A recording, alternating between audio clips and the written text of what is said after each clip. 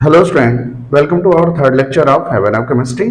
तो अपने basic concept के सीक्वेंस को लेकर आगे चलते हैं, लेकिन फिर से मैं एक बार बताना चाहूँगा, यदि नए यूजर्स साथ में जुड़े हैं तो ये चैनल इसलिए स्टार्ट किया गया है कि क्लास 5th 10th के बच्चों की बेसिक केमिस्ट्री बहुत स्ट्रांग की जा सके। और ये ऐसा नहीं है क्लास 10 तक के लिए, यदि क्लास 10 से आप ऊपर भी हैं, 11 12th में भी हैं और आपकी बेसिक केमिस्ट्री प्रॉपर नहीं है तो श्योर ये लेक्चर्स आपके लिए बहुत ज़्यादा यूजफुल होंगे और आपकी केमिस्ट्री एक अलग लेवल की हो जाने वाली है। तो हम चलते हैं फिलहाल अपने सीक्वेंस पर। तो अभी तक हमने पढ़ चुका था कि इलेक्ट्रॉनिक कॉन्फ़िगरेशन यानी हर एटम का एटॉमिक नंबर होता है और उसका इलेक्ट्रॉनिक कॉन्फ़िगरेशन होता है। और मैंने सीक्वेंस बताकर प्रीवियस लेक्चर में आपको लिखने के लिए दिया था 18 तक के एटम्स के इलेक्ट्रॉनिक कॉन्फ़िगरेशन। जैसे मैं बता दे रहा हूँ, जैसे सोडियम का atomic number 11। We know that जितने एटॉमिक नंबर हैं उतने इलेक्ट्रॉन्स होते हैं। और हमने बताया था कि इस इलेक्ट्रॉनिक कॉन्फ़िगरेशन को फॉलो करेंगे तो 281 ये लिखेंगे, यानी फर्स्ट सेल में 2 इलेक्ट्रॉन्स, सेकेंड में 8, थर्ड में 1। इसी तरह क्लोरीन 17, तो फर्स्ट सेल में 2 इलेक्ट्रॉन्स, सेकेंड में 8, थर्ड में 7। ओके, मैंने बताया था आपको कि हर एटम में न्यूक्लियस होता है और न्यूक्लियस के बाहर डिफरेंट शेल्स होते हैं, ओके, या ऑर्बिट्स, एंड इन्हीं में इलेक्ट्रॉन्स रहते हैं और इनकी एक मैक्सिमम कैपेसिटी होती है जिसको हम 2n² के फॉर्मूला से जान सकते हैं। प्रीवियस लेक्चर में प्रॉपर डिस्कशन है, जिनको भी कंफ्यूज हो रहा हो प्रीवियस लेक्चर देख सकते हैं। ओके, तो इस बेस पर इलेक्ट्रॉनिक कॉन्फ़िगरेशन कर सकते हैं हम, यानी इलेक्ट्रॉन ये सबसे जब फिल होते हैं सबसे पहले फर्स्ट सेल में, ये फर्स्ट सेल है आपका, फिर सेकेंड सेल, फिर third cell and so on. ठीक है, और मैंने बताया था इस फॉर्मूले से यदि निकालें, ये 2n, इसको मैं हल्का से रिपीट भी कर दे रहा हूं। ये 2 स्क्वायर है, यहाँ n शेल नंबर है, तो ये आपका फर्स्ट सेल है, सेकेंड सेल है, थर्ड सेल, इसी तरह fourth, fifth and so on होंगे। तो 2n² मैक्सिमम नंबर के कितने, मतलब सिंपली कह सकते हो ये इलेक्ट्रॉन के घर हैं, इलेक्ट्रॉन इनमें रहना है इलेक्ट्रॉन्स को, तो किसमें कितने इलेक्ट्रॉन्स फिल हो सकते हैं मैक्सिमम, ये फॉर्मूला उस नंबर को बताता है। तो n क्या है, नंबर ऑफ शेल। तो जैसे फर्स्ट सेल में जानना है तो n की वैल्यू आप 1 रखो, क्लियर है, तो आपको फर्स्ट सेल के इलेक्ट्रॉन आ जाएंगे। तो n की वैल्यू यदि 1 रख के सॉल्व करते हो तो आएगा 2, यानी फर्स्ट सेल में 2 इलेक्ट्रॉन्स की कैपेसिटी है मैक्सिमम।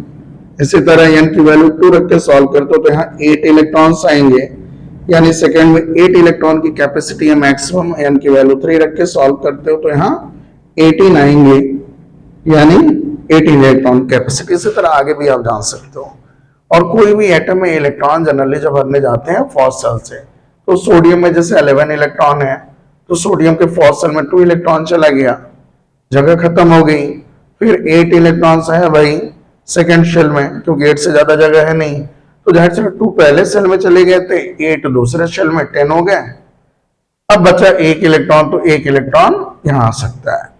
ओके, तो इस तरह से इलेक्ट्रॉनिक कॉन्फ़िगरेशन लिखना है। और मैंने कहा था 18 तक के लिखने के लिए तो जस्ट लाइक ऑर्गन को फॉलो कर लें, ऑर्गन 18 होता है तो आपने लिखा होगा 2 8 8।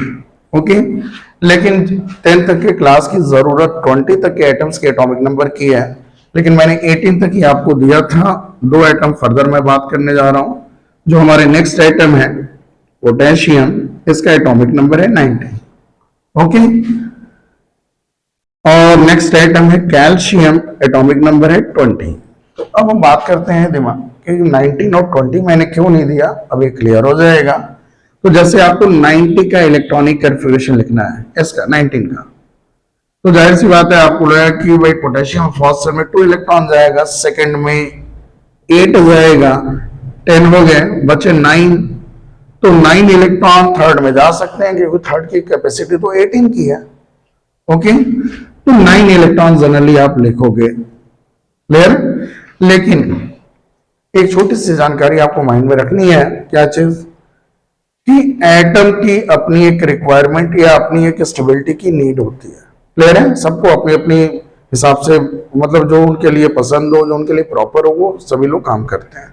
तो ऐसे ही एटम के पास यदि आउटर मोस्ट सबसे बाहर वाले शेल में 8 से अधिक इलेक्ट्रॉन हो जाए यदि किसी कंडीशन में, तो एटम्स को प्रॉब्लम होती है, एटम के स्टेबिलिटी पर इफेक्ट आता है। ओके, एटम को प्रॉब्लम होती है। तो इसलिए कोई एटम अपने बाहर आउटर मोस्ट शेल में, सबसे बाहर वाले शेल में 8 से अधिक इलेक्ट्रॉन नहीं रख सकता। उसके अंदर रख सकता है लेकिन उसके बाहर नहीं रख सकता। ओके, सबसे बाहर। तो इसलिए यदि 9 इलेक्ट्रॉन आते हैं तो एटम को प्रॉब्लम, तो क्या करता है ये, अपने उस प्रॉब्लम को बचने के लिए 8 इलेक्ट्रॉन्स यहां कैरी करके बाकी बचा 1 इलेक्ट्रॉन उसको अगले शेल में भेज देता है। तो ऐसे कंडीशन में क्या है भाई, आउटर मोस्ट में 8 से अधिक नहीं ना आ रहे हैं, अब 1 हो गए। तो ऐसे ही कहानी कुछ यहां पर है। 2, 8, 10 आपको दिमाग में आएगा, लेकिन 10 नहीं होंगे, फिर से वही प्रॉब्लम, 8 से अधिक होंगे तो प्रॉब्लम आएगी और ये 8 इलेक्ट्रॉन रखकर बाकी को बाहर भेज देगा। तो यहाँ 8 और नेक्स्ट 2 इलेक्ट्रॉन्स यहां चले आए। ठीक है, तो ये हो गया इलेक्ट्रॉनिक कॉन्फ़िगरेशन। क्लियर? 20 तक इनकी जरूरत है, इनके बिना केमिस्ट्री का काम नहीं चलना, ये चीज आप ध्यान में रखना, बिल्कुल नहीं चलना है। तो आपको एनी हाउ ये चीजें प्रॉपर होनी चाहिए। ओके, तो नेक्स्ट आते हैं अब कुछ इंफॉर्मेशन पर, बहुत इंपॉर्टेंट, कि ये इलेक्ट्रॉनिक कॉन्फ़िगरेशन लिखने के बाद हम समझेंगे कि यार एटम्स आखिर में जुड़ते क्यों हैं या बॉन्ड क्यों बनाते हैं, क्या जरूरत है एक एटम दूसरे से जुड़ा हुआ है नेचर में। जस्ट लाइक जैसे पानी है, पानी का फॉर्मूला आप लोगों ने सुना होगा H2O है। क्लियर है? ओके, कार्बन डाइऑक्साइड CO2 है। तो आखिर में यहाँ हाइड्रोजन के 2 एटम और ऑक्सीजन के 1 एटम आपस में जुड़े हुए हैं। क्लियर है? इसी तरह कार्बन का 1 एटम, ऑक्सीजन के 2 एटम आपस में जुड़े हुए हैं। तो क्या कारण है कि एटम्स आपस में जुड़कर रहते हैं? तो एक बहुत ही सिंपल सा कॉन्सेप्ट दिमाग में रखना जो मैं बताने जा रहा हूं, कि हर एटम यानी नेचर में अपने आप को स्टेबल करना चाहता है। हर एटम नेचर में स्टेबल अपने आप को करना चाहता है, और सबकी स्टेबिलिटी का क्राइटेरिया अलग अलग होता है हर चीजों का। जैसे सिंपल सी बात करो, एक चेयर में ले लूं और चेयर की 4 लेग्स हैं, तो वो चारों लेग्स जरूरी हैं स्टेबिलिटी के लिए, यानी चारों पैर रहेंगे उस चेयर के तभी वो स्टेबल होगा। ठीक है? ओके, लेकिन एक भी पैर टूट जाए तो वो स्टेबल नहीं होगा। और जैसे ह्यूमन बीइंग है, हम लोग को 2 पैर चाहिए स्टेबिलिटी के लिए, 2 पैर पर सारा काम कर सकते हैं। इसी तरह कोई एनिमल है भाई, ठीक है, काऊ हो गया, डॉग हो गया, तो उनको 4 पैर चाहिए। 4 पैर यदि है तो प्रॉपर तरीके से ये अपना लाइफ जी सकते हैं स्टेबिलिटी के साथ। एक भी पैर टूटा तो थोड़ी प्रॉब्लम झेलते हैं। तो ऐसे ही एटम्स को भी अब क्या है भाई, एक स्टेबिलिटी का क्राइटेरिया है और वो उनको चाहिए। वो क्या है क्राइटेरिया, सिंपल सा दिमाग में रखना है। यदि किसी एटम के पास, ध्यान देना, किसी एटम के पास यदि मैं बात करता हूं, देखो सारे एटम में न्यूक्लियस तो होना है, पॉजिटिव चार्ज, और इसके ऊपर शेल होने हैं।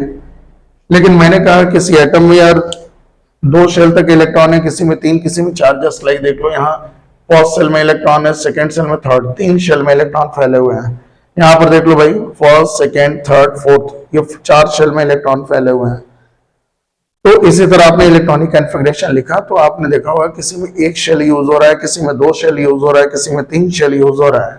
तो सिंपल सी बात करते हैं, यदि किसी एटम के पास ओनली 1 शेल है, ठीक है, ओनली 1 शेल यदि हमारा प्रेजेंट है, इलेक्ट्रॉन्स इन ओनली 1 शेल, बल्कि लिखो electrons in only 1 shell, electron only 1 shell में। तो शेल की लिमिट नहीं होती, हम ये नहीं कह सकते किसी एटम के पास 1 ही शेल है।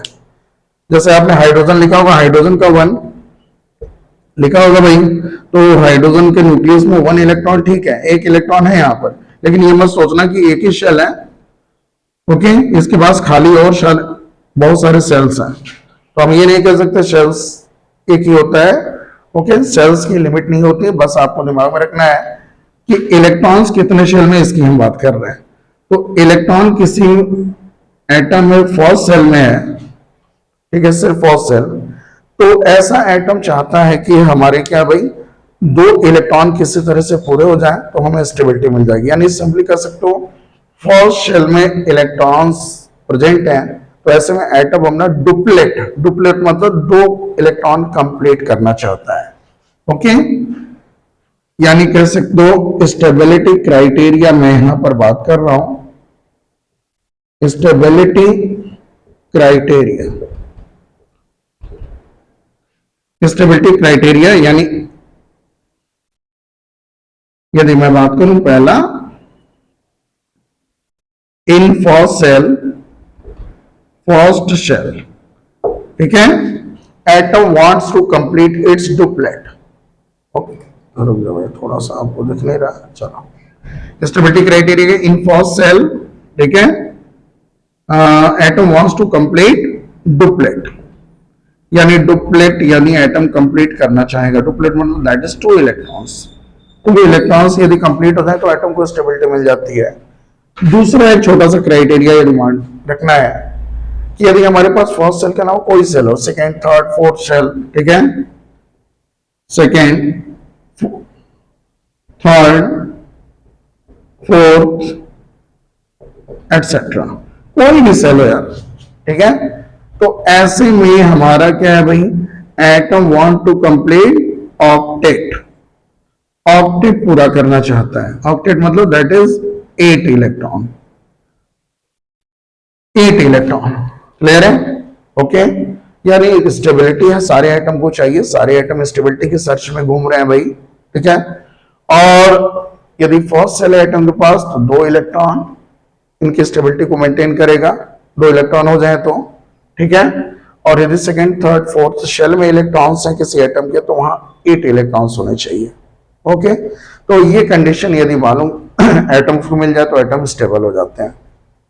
तो बहुत सिंपल सी चीज माइंड में रखनी है, जिनके पास क्राइटेरिया ये पूरा है नेचर में, वो एटम नेचर में एज इट इज पड़े हुए हैं, उनको किसी से जुड़ने की जरूरत नहीं। जिनका क्राइटेरिया ये पूरा है वो चुपचाप पड़े हुए हैं, उनको किसी से जुड़ने की जरूरत है और जुड़ते भी नहीं है। ओके, लेकिन जिनके पास ये क्राइटेरिया नहीं है तो वो जनरली दूसरे एटम से जुड़ने की कोशिश करते हैं और जुड़ के अपने क्राइटेरिया को पूरा करने की कोशिश करते हैं। इन्हीं यही से केमिस्ट्री की स्टार्टिंग हो जाती है। तो यहां पर जस्ट लाइक मैं बात कर रहा हूं, जैसे सोडियम, आप देखो सोडियम में 281 यानी थर्ड शेल यदि है तो थर्ड शेल में लास्ट शेल देखना है भाई, थर्ड शेल में जो इलेक्ट्रॉन्स है वो 1 है, जबकि मैंने कहा कि सेकंड, थर्ड, फोर्थ में 8 होने चाहिए स्टेबिलिटी के लिए। ओके, तो ऐसे में कह सकते हो आप इसकी स्टेबिलिटी पूरी नहीं है, जिसके कारण ये दूसरे से जुड़ेगा। ओके, क्लोरीन देख लो भाई 287, फिर लास्ट शेल थर्ड शेल आया, थर्ड शेल में 8 होने चाहिए, नहीं है, ये भी दूसरे से जुड़ेगा। ऑर्गन की बात कर लें, ठीक है, 288, देखो ये क्राइटेरिया को पूरा कर रहा है भाई। ओके, तो इसलिए ये नेचर में किसी से नहीं जुड़ता और इसको बोलते हैं इनर्ट गैस। इनर्ट मतलब अनरिएक्टिव, ये किसी से रिएक्ट नहीं करता, यदि इसको छोड़ दिया जाए चुपचाप अपना घूमेगा हमेशा जीवन भर। ओके, तो ये किसी से रिएक्शन नहीं करता, क्यों? क्योंकि इसकी स्टेबिलिटी क्राइटेरिया पूरी है, ठीक है। पोटेशियम 2881 देखो फिर अगेन नहीं पूरा है, तो ये रिएक्ट करेगा, मतलब किसी न किसी से जुड़ेगा। कैसे जुड़ेंगे, कैसे क्राइटेरिया पूरी करेंगे हम लोग आगे देखेंगे, अभी पहले चीजों को समझो। यहां पर अगेन 2882, यहां पर क्या है भाई, अगेन इसकी स्टेबिलिटी क्राइटेरिया नहीं पूरी है, क्योंकि यार फोर्थ शेल है, मैंने कहा सेकंड, थर्ड, फोर्थ शेल यदि हमारा लास्ट, तो उसमें क्या है भाई 8 इलेक्ट्रॉन्स पूरे होने चाहिए, जो नहीं है, तो ये भी दूसरे से जुड़ेगा। ध्यान देना बेटा, ये जो हम बात कर रहे हैं सेकंड, थर्ड शेल, ठीक है, इफ लास्ट शेल है, ठीक है, ये लास्ट शेल की बात, या लास्ट शेल, ठीक है, लास्ट शेल यदि सेकेंड, थर्ड, फोर्थ है तो उसमें 8 होना चाहिए। ये मत सोचना कि किसी में, लास्ट शेल सबसे बाहर वाले शेल को आपको देखना है। क्लियर है? यहाँ पर एक ही शेल है तो बात ही नहीं करनी है। यहाँ पर यदि सेकेंड, थर्ड, फोर्थ में बात कर रहा हूं तो लास्ट शेल तो आपको देखना है, सबसे बाहर वाला शेल, और इसमें यदि 8 है तो ठीक है, नहीं है तो हमारा ये रिएक्ट करके अपनी स्टेबिलिटी को पूरा करेगा।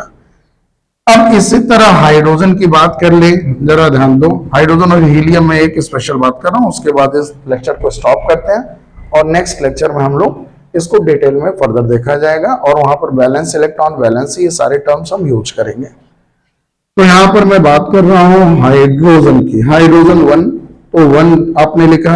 तो फर्स्ट सेल है ना, फर्स्ट सेल के इलेक्ट्रॉन, फर्स्ट सेल के क्या इलेक्ट्रॉन स्टेबिलिटी क्राइटेरिया को पूरा कर रहे हैं। मैंने कहा फर्स्ट सेल यदि है तो 2 इलेक्ट्रॉन चाहिए, तो जाहिर सी बात है ये भी प्रॉब्लम है, तो ये भी रिएक्शन करेगा, किसी न किसी से जोड़ने की कोशिश करेगा। Okay clear? तो ये भी स्टेबिलिटी क्राइटेरिया को पूरा नहीं कर रहा है। इसी तरह नेक्स्ट आते हैं हीलियम, 2 इलेक्ट्रॉन। तो ये 2 लिखते हो आप, यानी फर्स्ट सेल में 2 इलेक्ट्रॉन। देखो फर्स्ट सेल में 2 इलेक्ट्रॉन स्टेबिलिटी क्राइटेरिया को पूरा कर रहा है, तो ये भी किसी से नहीं जुड़ने वाला, ये भी इनर्ट गैस है।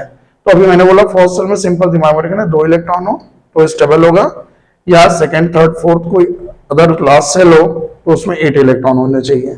ठीक है, तो ये भी हमारा क्या है भाई, इनर्ट गैस है। इनर्ट यानी आप ये देखा कि ये भी स्टेबिलिटी क्राइटेरिया को पूरा कर रहे हैं, इसलिए कहीं नहीं जुड़ेगा, इसलिए बोल सकते हो आप इनर्ट है। ये भी स्टेबिलिटी क्राइटेरिया को पूरा कर रहा है, कहीं नहीं जुड़ेगा, तो आप कह सकते हो ये भी इनर्ट है। इनर्ट मतलब अनरिएक्टिव। क्लियर है? तो इसी तरह पहले हम जान सकते हैं 1 से 20 तक एटम से कौन इनर्ट है, मतलब कौन अनरिएक्टिव है, कौन रिएक्ट करने वाला है, यानी सिंपली कौन नहीं किसी से जुड़ता और कौन जुड़ने वाला है। आप सिंपली सर्च कर सकते हो। तो इतनी चीजों को एक बार आप माइंड में कब करना, फिर नेक्स्ट लेक्चर में थोड़ी और डिटेलिंग हम लोग करेंगे और प्रॉपर वे में आगे बढ़ेंगे। ओके, तब तक के लिए बाय बाय।